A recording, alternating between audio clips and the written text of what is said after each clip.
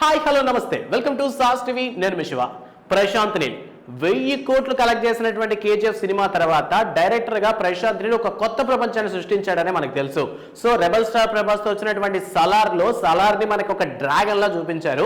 So next ఈ dragon నే ఆయన నెక్స్ట్ ఫిల్మ్ లో కంటిన్యూ చేయబోతున్నారంట. సో కంగారు పడకని డ్రాగన్స్ అంతరించిపోయినాయి, మనకు అసలే కలర్ బ్రైండ్ కదా ఎలా తీసుకొస్తాడని. సో డ్రాగన్ మీన్స్ ఏంటంటే నెక్స్ట్ మనకి తారకనతో సినిమా చేయబోతున్నారు Prashanth Neel. So present war 2 లో బిజీగా ఉన్నటువంటి తారకన దేవరా సక్సెస్ తర్వాత సో నెక్స్ట్ ప్రశాంత్ నీల్ తో సినిమా చేయబోతున్నారు. సో ఇది ఒక పీరియడ్ డ్రామా అన్న విషయం మనకు తెలుసు. సో ఈ సినిమాకి సంబంధించి ప్రశాంత్ నీల్ చెప్పినటువంటి విషయం ఏంటంటే ఒక ఇంటర్వ్యూలో మాట్లాడుతూ సో సినిమా అనేది పీరియాడికల్ డ్రామా అంటే ఒకనొక టైంలో జరిగేటటువంటి ఒక సిచ్యువేషన్ చూపించబోతున్నాం. సో ఇండియాకి సంబంధించినటువంటి కథతో పాటు ఇది బంగ్లాదేశ్ డ్రాగన్ కంట్రీకి సంబంధించినటువంటి కథ, అంటే చైనాకి కూడా లింక్ ఉండేటటువంటి కథని ప్లాన్ చేస్తున్నారంట.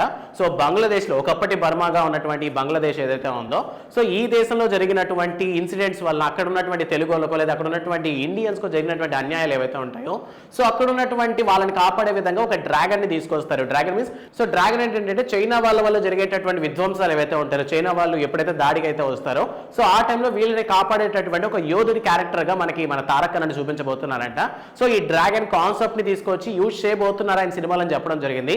సో సాధారణంగానే చైనా వాళ్ళు ఏంటంటే డ్రాగన్ అనేటటువంటి వాటిని చాలా లక్కీగా భావిస్తారు.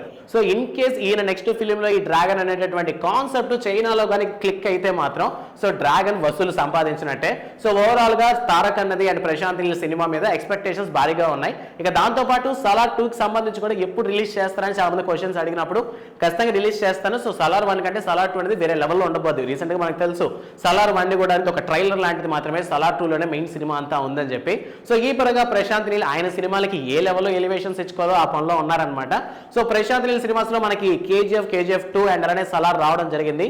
సో ఈ సినిమాస్ అన్నింటిలో మీకు బాగా ది బెస్ట్ రా బాగుందిరా సినిమా అనిపించినటువంటి సినిమా ఏంటన్న విషయాన్ని కామెంట్ సెక్షన్ లో మాతో పంచుకోండి. అండ్ ఇలాంటి మరిన్ని కంటెంట్స్ అండ్ అప్డేట్స్ కావాలన్నా లేదా సోషల్ అవేర్నెస్ కావాలన్నా వెంటనే మా ఛానల్ ని సబ్స్క్రైబ్ చేసుకోండి. Thanks for watching.